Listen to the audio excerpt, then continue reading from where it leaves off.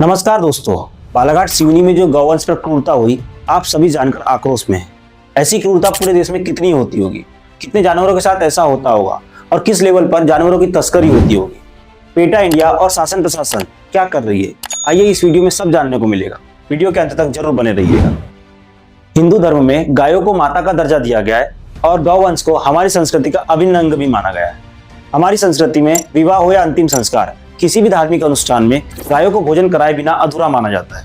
हमारे हिंदू धर्म में कोई गायों को काटता है या मारता है तो कहा जाता है कि उसे दुख और नरक में लंबे समय तक कष्ट भोगना पड़ेगा।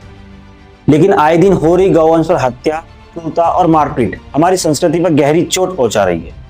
ऐसी क्रूरता का एक मामला हमारे बालाघाट सिवनी जिला में भी देखने को मिला है।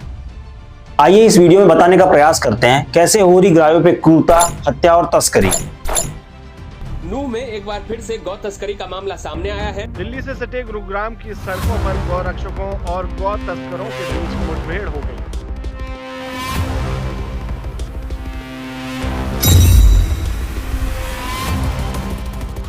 दोस्तों, आए दिन हमारे देश में गौ हत्या तस्करी के मामले सामने आते रहते हैं।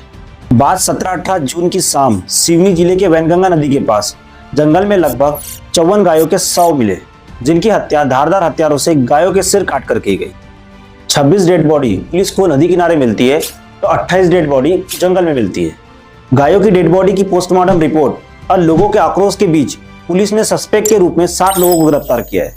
इनमें से 2 सस्पेक्ट पहले से ही पशु तस्करी के केस में है तो 2 सस्पेक्ट पशु क्रूरता का मामला दर्ज है। और दोस्तों, सांप्रदायिक हिंसा इसका मेन कारण नहीं है। इसका मेन कारण है पशु तस्करी या गौ तस्करी, जिसका स्थानीय लोग मोटी रकम के चलते फुल सपोर्ट करते हैं।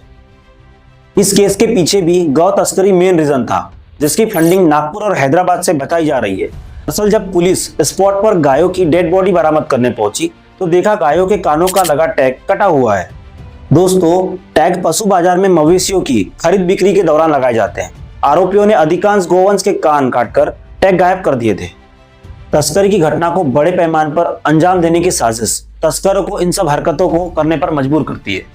दरअसल होता यह है कि बॉर्डर पर पुलिस की मौजूदगी होने पर तस्कर बॉर्डर क्रॉस नहीं कर पाते हैं, जिसके चलते तस्कर सांप्रदायिक हिंसा को अंजाम देकर पुलिस को कमजोर साबित करके दूसरे रूट से अन्य मवेशियों या गायों को बड़े लेवल पर तस्करी करते हैं। आप इस सिवनी से होकर गुजरने वाले नेशनल हाईवे को देखिए।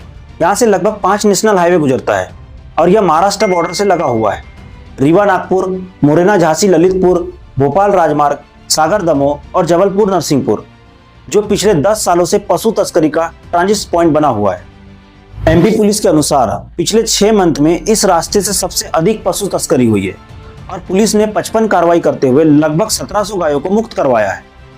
महाराष्ट्र बॉर्डर से जुड़े होने के साथ यह बालाघाट, छिंदवाड़ा, बैतूल से बड़े लेवल पर कामों को अंजाम देते हैं, जो अब तक इन कामों का तगड़ा नेटवर्क बना चुका है और स्थानीय लोग मोटी रकम कमीशन के चलते इनकी मदद कर सालों जेल में सजा काटते हैं। अधिकांश गायों को बंद कंटेनर में ले जाया जाता है। 2 तल वाले कंटेनर में पशुओं को इस तरह से ठूस कर भरा जाता है कि कई बार मवेशी रास्ते में ही दम तोड़ देते हैं और यह ट्रक नागालैंड नंबर से पंजीकृत होते हैं। नागालैंड में अन्य राज्यों की तुलना में रोड टैक्सेस कम लगता है, जिस कारण मालिकों के पैसे बच जाते हैं और ऑल इंडिया परमिट भी मिल जाती है।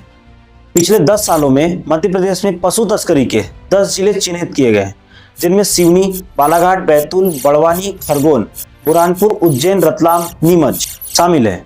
जिसमें सबसे ज्यादा पशु तस्करी या गौ तस्करी सिवनी जिले से हुई है तो गिरफ्तारी बालाघाट जिले से।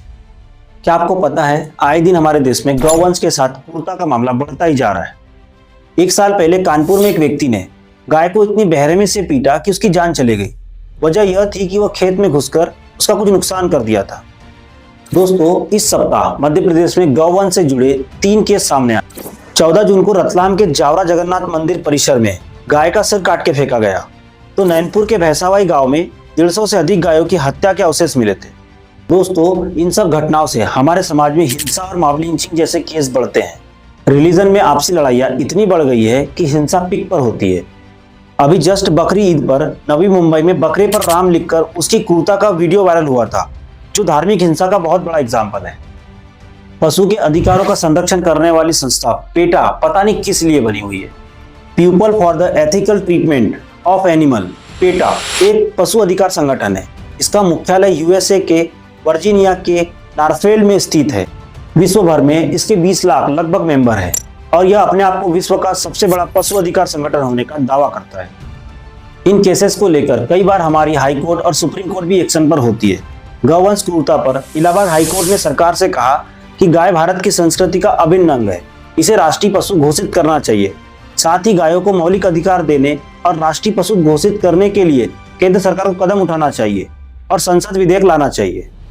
फिर भी हमारी सरकार क्या कर रही है? तुरंत कार्रवाई कर हिंसा को कंट्रोल तो कर देती है, पर जो अधिकार हमारी संस्कृति गौवंश को देती है, क्या सरकार को नहीं देना चाहिए? दोस्तों, आपको हमारी इस वीडियो में बहुत कुछ समझने को मिला होगा जो हमारी गाय और मवेशियों के साथ हो रहा है। आप भी अपनी राय कमेंट सेक्शन में जरूर रख सकते हैं और वीडियो को लाइक, शेयर और हमारे चैनल को सब्सक्राइब जरूर कीजिएगा। जय हिंद।